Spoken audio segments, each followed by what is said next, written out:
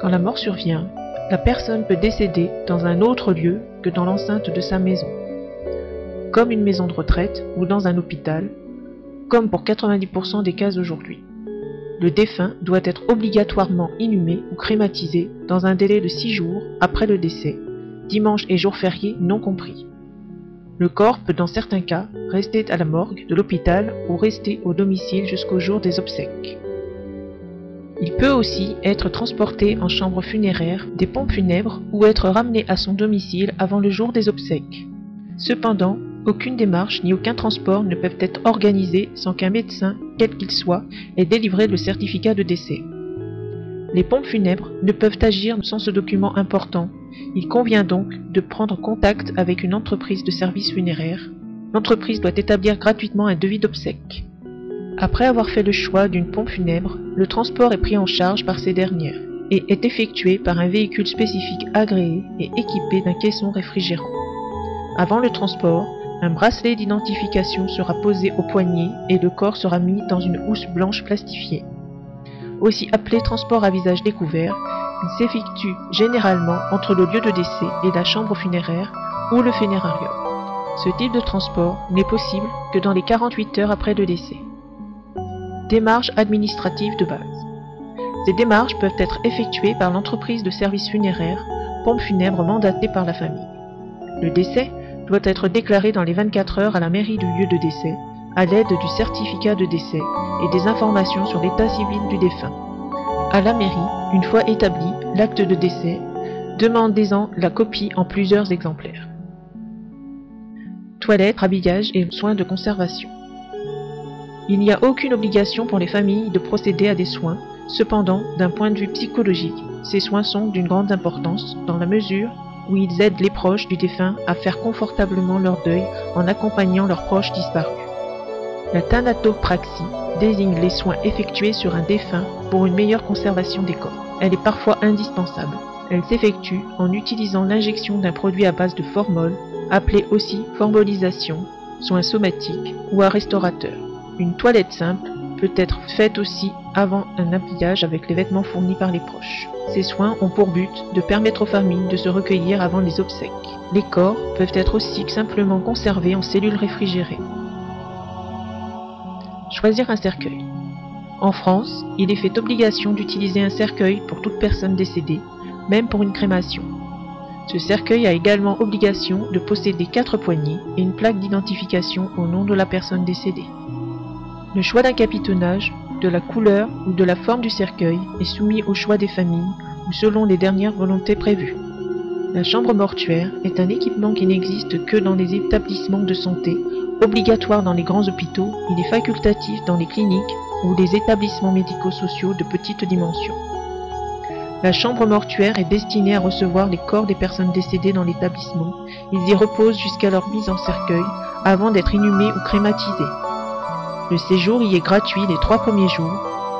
Il est possible de faire transporter le corps de la chambre mortuaire vers un domicile ou une chambre funéraire. La chambre funéraire est un équipement créé par une entreprise de pompes funèbres ou une régie municipale destinée à recevoir les corps des personnes décédées avant ou après mise en cercueil, sur demande de la famille, jusqu'à l'inhumation ou la crémation. Le défunt peut reposer dans un salon et recevoir la visite de ses proches et amis.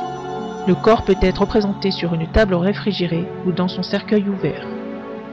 Il peut aussi rester dans une cellule réfrigérée et n'être visible qu'au moment de la mise en cercueil. Dans la chambre funéraire, vous pouvez, si vous le désirez, diffuser de la musique et des diaporamas, des vidéos, veiller le corps 24 heures sur 24, etc. Vos photos et vos vidéos de votre proche peuvent également être diffusées sur un écran TV ou ordinateur fourni par les pompes funèbres ou apporté par vous-même. Vous pouvez également placer des photos et affaires personnelles dans le cercueil avant la fermeture. Renseignez-vous auprès d'un conseiller funéraire. Mise en bière, fermeture et transport du cercueil. La mise en bière consiste à placer le corps du défunt dans le cercueil, mais sans fermeture du couvercle. La famille n'assiste généralement pas à cette procédure. La fermeture du cercueil peut être faite au moment choisi par la famille, mais elle est généralement effectuée avant le départ pour les obsèques en présence ou non de la famille. Une pose de scellé de cire rouge est obligatoire pour tout changement de commune. Ces scellés sont apposés sur le cercueil par les officiers de police. Le transport pour les obsèques est effectué dans un véhicule corbillard agréé pour les transports des corps. 4 porteurs se chargent de la manutention du cercueil. Un maître de cérémonie peut accompagner la famille pour ses obsèques afin d'en assurer le bon déroulement. Un convoi de véhicules peut parfois suivre le corbillard pendant le trajet vers la cérémonie. La famille peut parfois monter dans le corbillard avec le cercueil. Inhumation ou crémation. L'inhumation consiste à placer le corps du défunt dans une tombe ou un caveau. Elle a lieu dans un cimetière le plus souvent 6 jours au plus après le décès. Le défunt peut être inhumé dans les cimetières suivants: celui de la commune où le défunt habitait, celui de la commune où le défunt est mort, celui où est situé le caveau de famille. La crémation est une technique funéraire visant à brûler et réduire en cendres le corps d'un être humain placé dans un cercueil. Elle est réalisée dans un crématorium. Destination des cendres et période de garde. Après la crémation, les cendres sont recueillies obligatoirement dans une urne cinéraire munie d'une plaque indiquant l'identité du défunt et le nom du crématorium. L'urne peut être gardée au crématorium pendant 1 an maximum. À l'issue de ce délai, si les proches du défunt n'ont pas pris de décision, les cendres sont dispersées dans l'espace de dispersion du cimetière de la commune du décès, ou si nécessaire, dans le site cinéraire le plus proche. L'urne peut être aussi disposée dans un cimetière, dans un columbarium, lieu pour accueillir les urnes, ou disposée dans un caveau familial. La loi numéro 2008-1350 du 19 décembre 2008, publiée au JO du 21 décembre 2008, modifie les dispositions concernant les cendres des défunts après la crémation. Les urnes ne peuvent plus être conservées par les familles au domicile. Le partage des cendres n'est plus permis non plus. La cérémonie civile. En l'absence de conviction religieuse, une cérémonie civile peut être organisée dans une salle, au domicile, ou comme le plus souvent dans le cimetière avant l'inhumation. Pour une crémation, une cérémonie est organisée avant le départ du cercueil pour la crémation. Ces cérémonies civiles consistent à l'écoute de poèmes, de textes d'hommage, de musique, de discours, etc. La diffusion de montages photos et vidéos sur grand écran sur la vie du défunt est aujourd'hui très souvent proposée. Cet hommage vidéo est le plus souvent accompagné de musique. 1 minute de silence, le dépôt d'une rose, un dernier passage devant le cercueil sont le plus souvent accomplis avant son ultime départ. Ces cérémonies civiles peuvent être accompagnées par un maître de cérémonie proposé par les pompes funèbres. Registres, plaques, fleurs et cartes. Les pompes funèbres qui organisent les obsèques disposent généralement, et en fonction des demandes, une table à signature où est déposé le plus souvent un registre de condoléances et une boîte pour le dépôt de cartes. Cette table peut être placée en chambre funéraire, à l'église, au cimetière ou au crématorium. Des fleurs et des plaques mortuaires fournies par les proches peuvent être déposées sur et autour du cercueil. Les cartes accompagnant les fleurs sont généralement enlevées par les pompes funèbres, numérotées et rassemblées pour être remises à la famille avec le registre de condoléances à la fin de la cérémonie. Les fleurs et plaques seront disposées sur la sépulture au cimetière après l'inhumation. Pour une crémation suivie d'une dispersion de cendres, il est recommandé de limiter le nombre de fleurs car il n'y aura pas de lieu où les déposer. Les cérémonies religieuses. Un passage par un lieu de culte est fréquent.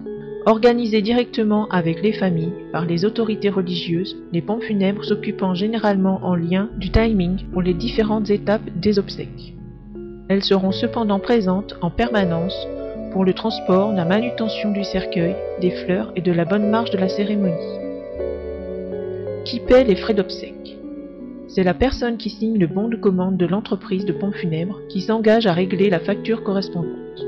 Il est toutefois possible à la famille de faire prendre en charge une partie des frais funéraires par le biais d'un prélèvement sur le compte bancaire du défunt en accord avec la banque. Si le défunt mutualiste bénéficiait d'une prise en charge pour les obsèques, il peut être possible de mettre en œuvre le tiers payant. Le paiement des frais d'obsèques par le biais de la succession via un notaire peut être envisagé, mais si le règlement de la succession s'avère long, l'entreprise de services funéraires pourra demander au signataire du bon de commande le paiement de la facture indépendamment du règlement de la succession. Ce film vous a été offert par Touchant Création. Touchant Création vous permet de construire un hommage vidéo pour les cérémonies, disponible en moins de 24 heures. Rendez-vous sur le site touchant.fr. Pour plus de renseignements, adressez-vous à votre conseiller funéraire.